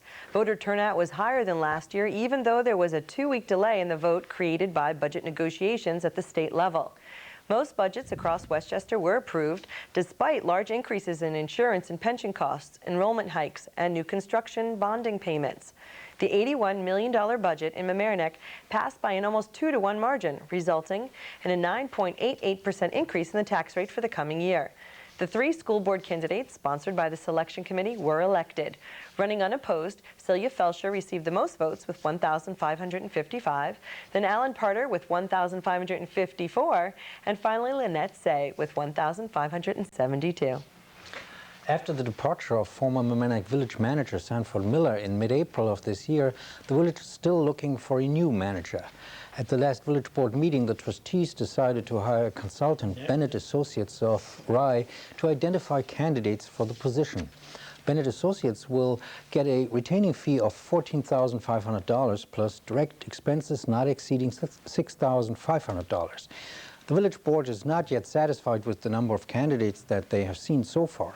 According to acting village manager Lenny Verastro, 20 candidates were looked at and 3 of them were reviewed seriously. However, the board was of the opinion that they should have a broader base of suitable candidates before making a decision. There's still a discussion in the village about the reasons why Sanford Miller left. Village Mayor Trifiletti said that Sanford Miller left because of, quote, philosophical differences. He also told the Times that this happened for personal issues, and personal issues were confidential, and therefore the village board would not discuss the circumstances of Sanford Miller's departure from his job in public. With the details surrounding a children's museum at Playland, here's Larchmont Mamaroneck Community News reporter Maura Carlin with an interview. Our children want to explore art, science, history, and more. And if local residents are successful, they'll be able to at a children's museum right here in Westchester. The Campaign for the Westchester Children's Museum is working on it, and its new board president, Quay Watkins, is here to tell us about the project. Quay, thank you for joining us. Thank you so much for having me. So why does Westchester need its own children's museum? Well, right now, as you know, educators, parents have to travel outside the county in order to attend a children's museum. And our market research indicates that Westchester residents are hungry for the kinds of enrichment and learning environments that a children's museum can provide. What kinds of programs do you see the museum having? Right now, we've hired an exhibition design firm that is working on our master plan. It's a great firm that's worked at the first and oldest children's museum in the country, the Brooklyn Children's Museum. We're doing focus groups with parents, with teachers, and even with children, so we can hear from them what they want to see in the Children's Museum here in Westchester. Is there a targeted age group or type of child that you're looking to? Absolutely. Again, our surveys has indicated that our target group is from age 1 through 12. This museum really is a museum that is born out of what Westchester needs. Where's it going to be? Well, we are so fortunate. Andy Spano has approached us, and we are talking to him about the bathhouses at Rye Playland, which are right on the boardwalk overlooking the Sound. It's a magnificent location. They are historic landmark buildings, and it's a way for us to give back to the community the use of such a wonderful site. And when's the museum projected to open? Our projections right now are looking at 2005. We've hired our architectural consultants that are working on the master plan for the space program for the buildings. So we're working very hard to meet that projection. And if people want more information or want to get involved, who should they contact? They should contact the Westchester Children's Museum, and we have a website, and it's www.discoverwcm.org, and we also have a telephone museum line, which is 674-1850, and we hope people will join us in really making this a reality for the children of Westchester. Well, thank you so much for joining us, Quay Watkins. Thank you. The rising cost of real estate in Westchester County continues to make it difficult for civil servants and others to rent, lease, or buy. In our area, the Washingtonville Housing Alliance continues to serve our community. The Washingtonville Housing Alliance provides housing, construction, and rehabilitative help for moderate and low-income families. The Alliance has a plan for constructing a 3-story building in Mamaroneck Village. The building will have 10 apartments and parking facilities. When completed, the projected cost of buying an apartment will be $280,000 for a family of 4 earning $40,000 a year. The Alliance has constructed or renovated 105 apartments for rental use and 14 townhouses for sale to first-time home buyers. In 2002, the Alliance served 550 individuals and families. The median cost for a home in Westchester is $525,000. For a condo, $275,000. And to rent a 2-bedroom apartment could cost as much as $20,000 a year. These figures represent county numbers. In our area, the prices are much higher. For Larchmont Mamaroneck Community News, I'm Glenna Gray. At 4:10 a.m. on Sunday, May 25th, 5 different police departments were called to the Larchmont train station to break up a fight. 2 Larchmont policemen were punched while restraining a Mamaroneck man. The fight began when another Mamaroneck man pushed a woman. She fell and hit her head. Hubert Hall of 225 Mamaroneck Avenue tried to get in the way of the ambulance crew who were treating the woman. He had to be held back with pepper spray and mace. He was charged with 2nd-degree assault, 3rd-degree criminal mischief, 2nd-degree governmental administration, resisting arrest, and disorderly conduct. His bail was set at $15,000. A second man was charged with assault. His bail was $2,500, and a third man was charged with disorderly conduct. The Metropolitan Transportation Authority continues to run into legal troubles implementing higher fares and tolls. Last week, a judge ordered the MTA to reverse the toll increases on the New York City bridges and tunnels that it operates. Similar to the judge's decision on the fare hikes, the judge said that the public was misled about the MTA's finances during a, quote, fundamentally flawed, end of quote, public hearing process. Earlier, the MTA had approved new budget procedures. These new reporting rules will make financial information available and also make it available sooner. And in addition, the MTA hired Bart Swartz, a former federal prosecutor under Mayor Rudolph Giuliani, to monitor agency contracts. Swartz will receive $400 per hour for his services. All of these steps are taken by the MTA to make its finances more transparent and allow the public to have a better idea of its spending. The Transit Workers Union has now also made claims that during their contract negotiations last December, the MTA did not reveal to them the real budget situation and made them accept a contract that they might not have accepted had they known the actual budget figures. So we'll have to still wait and see whether or not those fares go down. Exactly. There's going to be some legal action. Appeals and whatnot. Well, with a recap on the first ever Mamaroneck Village's historic Harbor Street Fair, here's Larchmont Mamaroneck Community News reporter Christina Bolger. History in the making. Hats off to Sonny Goldberg and Judy Rosner, who planned for countless hours for 8 months organizing this awesome event. It took place along Mamaroneck Avenue from Halsted Avenue to Harbor Island Park. It was like stepping back in time. In fact, there were 3 beautiful replicas of historic ships docked in our own Mamaroneck Harbor. And how about the reenactments of the battles of Heathcote Hill and the Revolutionary War? And I really felt like I was in a World War II canteen at the Pizza Connection with veterans dressed in full uniform. I also took a tour riding an old-fashioned trolley and saw some wonderful actors dressed up in period costumes pretending to be local historical figures, and also saw some extremely talented dancers performing to music from the 1920s and the 1940s. There was even silent movies, along with local director D.W. Griffith's movie sets on display and other film memorabilia at the Clearview Cinemas. I even caught a storyteller recount Native American tales at Harbor Island. I also enjoyed the local businesses. They had information booths. And how about the antiques that were on sale? All in all, a memorable and historic time was had by all who were able to take advantage of this wonderful opportunity. Congratulations to Sonny and Judy and their adventurous volunteers. Reporting for Larchmont Mamaroneck Community News, I'm Christina Bolger. Local librarians can breathe a big sigh of relief now that the New Rochelle library vote has passed. The hotly contested library budget passed by approximately 63% of the votes. Some libraries were preparing for the worst and setting up defensive strategies to combat the possibility of additional patrons from neighboring New Rochelle. But all that is now in the past, and as New Rochelle moves ahead, and libraries such as Larchmont Library can continue to give New Rochelle patrons full borrowing privileges.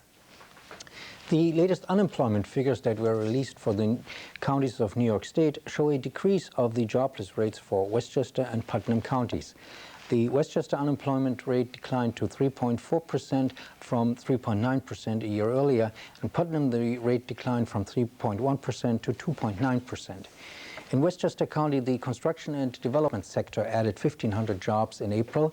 Professional services added 1,100, and healthcare increased by 1,300 jobs. On the other hand, manufacturing jobs in Westchester declined by 1,900. If you'd like to participate in this year's Swim Across America Challenge to help raise money for cancer research, listen up to Larchmont Mamaroneck Community News reporter Kate Fahey. Swim Across America volunteers are searching for swimmers and sponsors to help in the annual local effort. Swim Across America is a Westchester-based nonprofit effort to support cancer research. In the past 11 years, the SAA has raised over $2 million, which has gone to various cancer-treating agencies, such as the Cancer Support Team and the Memorial Sloan Kettering Cancer Center's research laboratories. The 2 Long Island Sound swims will take place on the 11th of June in Larchmont and on the 19th of July at the Orienta Beach Club in Mamaroneck. For every dollar raised, 90 cents of it will be donated to charities. If you are interested in swimming, sponsoring a swimmer, taking an ad in the 2003 Swim Journal, or if you just want to make a donation, please call 1-888-SWIM-USA Once again, that number is 1-888-SWIM-USA. To donate, please send the donations to Swim Across America, P.O. Box 217, Larchmont, New York 10538. For Larchmont Mamaroneck Community News, I'm Kate Fahey. Larchmont resident and former Rheingold CEO John Hinckley passed away recently. Here's Larchmont Mamaroneck Community News reporter Amy Schachtel with more. Many residents of Larchmont have said goodbye to John Hagney, a friend and loved one to many and a respected businessman to many more. Mr. Hagney died on May 15th at the very respectable age of 91. A former chief executive at Rheingold Beer, a brilliant attorney, a successful businessman. Mr. Hagney graduated from New York University with a degree in aeronautical engineering. He also graduated with honors from St. John's University School of Law and in 1936. He served as an aide to the Commandant of the Garrison of New York City, rising to the rank of Major. In 1950, he founded the law firm of Ide and Hagney and practiced until his retirement of 1998. His son, Stacy Hagney, said, "I always had the smartest father. I remember growing up, all the kids would say how smart he was. He was a genius." Mr. Hagney spent more than 20 years as a member of the Board of Governors at New Rochelle Hospital, now known as Sound Shore Medical Center. A member of Larchmont Yacht Club, he was a dedicated sailor who began the sport at age 40. His wife of 54 years died in 1997, and he is survived by 4 daughters, 2 sons, and 4 grandchildren. He will be missed. For Larchmont Mamaroneck Community News, I'm Amy Schachtel. District schools are getting high marks. Here's Larchmont Mamaroneck Community News reporter Mike Witch with the details surrounding our school's success. Local high schools fared very well when matched up against the rest of the country, according to last week's cover story in Newsweek magazine, as reported in the Journal News. Mamaroneck was ranked 79 and Rhinebeck 159 out of more than 700 public high schools throughout the country. The ranking was figured by Jay Matthews, a researcher and writer who did a similar ranking 5 years ago. His formula? Just take the number of tests taken by students in advanced placement classes or in international baccalaureate programs and divide that total by the number of seniors who will graduate from the school. Got it? While Mamaroneck's ranking dropped 5 places from the earlier survey, school officials were pleased to make the grade. "I'm thrilled we're on the list," said Mamaroneck Board of Education President Robert Martin. He attributed the school's success to the high academic quality of the district. Martin said that MHS offers more AP courses and has more students enrolled in AP classes than it did 6 years ago. However, Susan Spencer, the board's vice president, thinks the view is too limited. As she told the Journal News reporter, "I question how he, Matthews, ranks high schools, especially a high school like ours that has so many wonderful programs and accomplished students, but who don't necessarily take a lot of AP courses." Rhinebeck High School principal Barbara Ferraro said she was very proud to hear that her school ranked 159. Since 1995, she said, the school has been working to raise its academic standard by adding more AP courses. Currently, Rhinebeck offers 14 AP classes. For Larchmont Mamaroneck Community News, I'm Mike Witch. Larchmont resident recently returned from Iraq. Here's Larchmont Mamaroneck Community News reporter Christina Bolger with a hero's welcome home. Since 9/11, the constant terrorism alerts, and the war in Iraq, this year's Memorial Day was perhaps more respected and celebrated too than just the usual holiday cookout. This year's Larchmont Memorial Day Parade had a special invited guest, Larchmont's own Colonel Reed Bonadonna, who recently returned from the Middle East and has only 1 more month to serve in Washington, D.C. He was excited about being invited in the parade and told the Times, quote, "Days like this are important, whether or not we are standing, lest we forget," end quote. The light rain didn't stop our community from coming out and honoring our veterans. In fact, World War II Army vet Bob Gaberth of Larchmont said the procession brought up his memories of serving in Europe at the Battle of the Bulge, among other battles he served in. The parade had bands, local Boy and Girl Scouts, and Brownie troops too, that were marching along and showing their patriotism. In line with the Mamaroneck and Larchmont Fire Department was the old-fashioned 1922 American LaFrance Engine 1, after spending 55 years in a museum in Washington. Larchmont Police Chief Stephen Rubio told the Times that the parade was a good time to meet the community and for the people to get out, and together we remember what Memorial Day is all about. Reporting for Larchmont Mamaroneck Community News, I'm Christina Bolger. The Larchmont-based Resource Foundation is holding its annual spring fundraiser on Friday, June 20th from 7:30 p.m. to midnight. As always, the event called Dancing on the Water will be held at Larchmont Yacht Club. Music will be provided by Stan Rubin's Dance Orchestra. Tickets for the dinner and dance are $115 per person. As always, the event includes fantastic door prizes and many valuable raffle gifts. The proceeds of this event will benefit the Resource Foundation, which is a non-profit membership organization that was founded in 1987 for the purpose of cultivating productive relationship between sustainable private development organizations in Latin America and selective donors worldwide. The foundation has raised $11.5 million, and it has arranged for another $4 million in matching grants. Anyone interested in the annual spring fundraiser Dancing on the Water should contact the Resource Foundation at 914-834-5810. Larchmont Mamaroneck Community News reporter Kate Fahey has a story about a local soccer team helping the Special Olympics. 14-year-old players from the Larchmont Avalanche travel soccer team are adding a new item to their training routine. They will be helping Larchmont's Special Olympics activities this season. Avalanche coach Jim Hanley said that the players understand the importance in athletic achievements and the true value of mentors and coaches. The Avalanche team volunteered with the Special Olympics Pioneer Sports Program, a school-based group that functions much the same as a regular varsity team. Mamaroneck High School sponsors the Special Olympics team's 19 players who travel throughout the county competing in basketball, volleyball, floor hockey, track and field, indoor soccer, and many other sports. On May 17th, the Avalanche team, together with the adult team, the Sound Shore Stars, worked all day helping with the volleyball tournament that was sponsored by Westchester Putnam Special Olympics, held at the Hommocks Middle School. Coaches for the Special Olympics team are Suzanne Elson, also the organizer, and Maria Zambrano. Volunteers and funding are always needed, so if anyone is interested in contributing to this program, which enables high school Special Olympics athletes to graduate, contact Coach Elson at ske50@aol.com. All financial contributions can be made by check payable to Westchester Putnam Special Olympics and mailed to Sound Shore Stars, care of Suzanne Elson, at 111 Brush Hollow Lane, Rybrook, New York, 10573. For Larchmont Mamaroneck Community News, I'm Kate Fahey.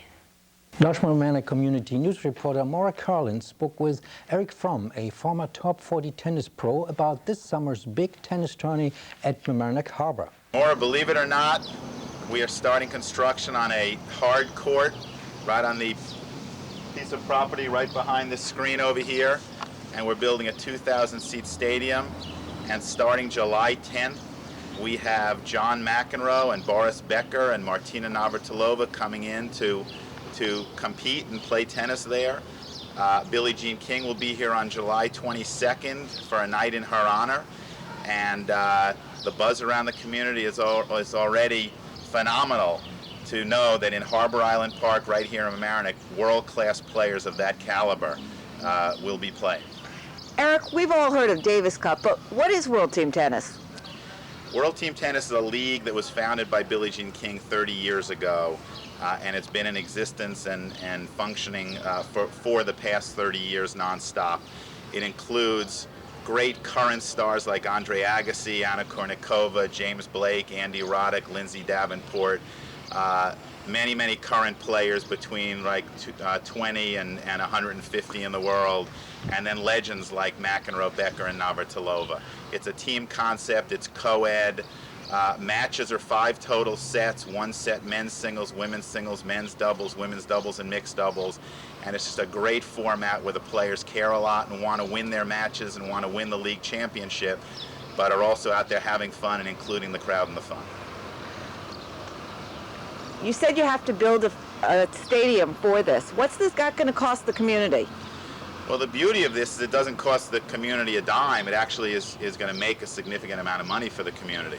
The cost of running the event, including the cost of building the court and the stadium, are all paid for by Sport Time, and we're actually paying the village a license fee to have the event here. So the village is making a significant amount of money on this event, and hopefully also getting a significant amount of exposure and positive notoriety from being the host village of World Team Tennis. The travel agency won a big award. With the details, here's Larchmont Mamaroneck Community News reporter Amy Schachtel. A well-deserved congratulations to Barbara Nichols, president of the Bayside Travel in Larchmont. You may remember a few months back when I interviewed Miss Nichols. I was impressed with her then, and now the American Society of Travel Agents is too. Bayside Travel in Larchmont took honors in the areas of marketing and selling. Bayside Travel is viewed as a leader in the industry. Ms. Nichols is quoted as saying, "Every day we are thinking of new and innovative methods for our growing business and serving our customers with exceptional levels of service." Bayside Travel has been in business since 1960, and they have grown to have 4 locations. Once again, we at LMC congratulate Barbara Nichols. For Larchmont Mamaroneck Community News, I'm Amy Schachtel. Larchmont Mamaroneck Community News reporter Glenna Gray has the details surrounding an ongoing art exhibit. Glenna? Nature at her best can be seen at the Mamaroneck Artists Guild from June 10th through the 29th. The Guild's gallery is located at 2120 Boston Post Road in Larchmont. On June 14th from 2 until 5 p.m., Mark Schwartz, the artist, will host a reception. His exhibit is a celebration of nature's colors and technology. Schwartz is known for combining photography and electronic images, which produces surreal images. The artist calls this technique photo-digital-graphy. I hope that's the way he says it. The bold lines and full colors may remind you of Georgia O'Keeffe, Leroy Neiman, or Peter Max. Dr. Schwartz teaches at New York City's Mount Sinai Medical Center, where he's known to be a well-respected cardiologist, educator, and author of medical textbooks. For Larchmont Mamaroneck Community News, I'm Glenna Gray. Larchmont Mamaroneck Community News reporter Maura Carlin has prepared a special report on the principal changeover at Murray Avenue School. Maura? Academic institutions usually refer to buildings like this one, but there's one inside the building. The principal, Dr. Elizabeth Dreyer, who'll be retiring at the end of the school year after 17 years here. Let's go inside and meet her. What are some of the most striking changes you've seen at the Murray Avenue School? I first, if it's okay with you, have to comment a little bit on what's the same. I've recently been looking at the talk I gave the first, when I'd only been in Murray Avenue a couple of months, to the PTA. And what I commented on then was the commitment of the teachers to the children and to their own learning, and the vitality and curiosity of the children. And that's still the same as when I came. But of course there have been changes. I guess 2 things are striking to me. One, of course, is technology. The role of technology in education and in life is an enormous change, enormous change. And this is a generation of children completely at home with computers and technology, and together with them, we're learning the best ways to use them in school. But technology and computers have become part of the school program and tools for learning, and not so long ago, they were just interesting and exotic. Right. So that's a big change. The other change I see that is very important to me is there's a change in the way girls take part in the school community and relate to boys, and I think that there's an analogous change in boys. I think girls speak up for themselves more and see many more options for themselves and hold their own more, and I think boys have come to expect and accept that, and that's really also quite a striking change. We still have ways to go, but I think we've made very good strides in that direction. Do you have a best memory? or memories? Oh, I just have many. I'll tell you one that's been on my mind a lot. Okay. Last year at the end of the graduation party, one of the boys at the graduation decided that he wanted to go home a little early, and he called his mom. So I stood outside to wait for his mom with him, and he said to me, you know, I'm going to go to the Bahamas next year. I said, oh yes, you are. And he said, but how will it be if I'm not in a place where the principal is my friend? And that was really the most touching, and I thought that's worth all the testimonials in the world. Is there an accomplishment that you're most proud of? Yeah, there is. I think that we together, parents and teachers and everybody in the school and everybody at home, have worked hard, and I think with a lot of success at building community and being one whole group working on behalf of children and getting to know each other and see what contributions can be made on all sides, and I do feel very good about that. Is that a change from when you first started? It's just, we've just doing it more and better, much more and much better. Okay, is that what you want to be remembered for? I would be pleased to be remembered for that. What 3 things, let's say, would you like for the future of the Murray Avenue School?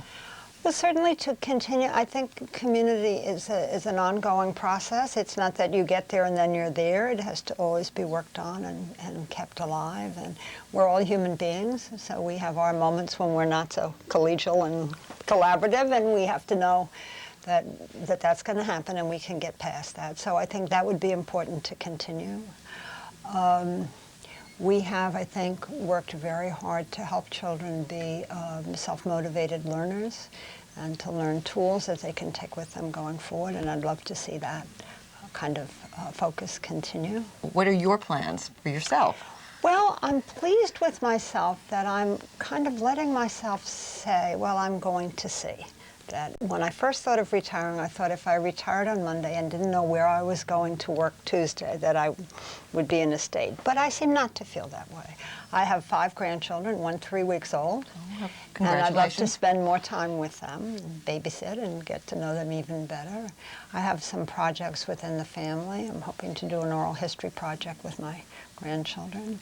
And I'm an alumna of Barnard, and they keep sending me notices about all the courses I can audit for nothing.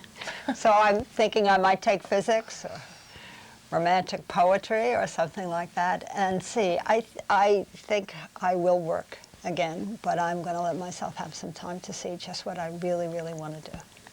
Well, thank you for joining us, and I know that the Murray community thanks you for your years here. And the Murray community, past and present, will honor and bid farewell to Dr. Dreyer on June 16th from 6 to 8 p.m. at the Murray Avenue School. And the PTA at the Murray Avenue School is also, with the financial support of the community, putting together the Dr. Elizabeth Dreyer Library Collection, which focuses a set of books that focuses on friendship, inclusion, and diversity, which is part of Dr. Dreyer's legacy here. For more information on the event or to make a contribution to the library collection, you can call Jane Hoffman at 833-1503. Thanks again for watching Larchmont Mamaroneck Community News. I'm Sven. And I'm Alicia Myro. We'll be on summer hiatus, but look for our special roundtable discussion where you can find out how to get involved. See you in September.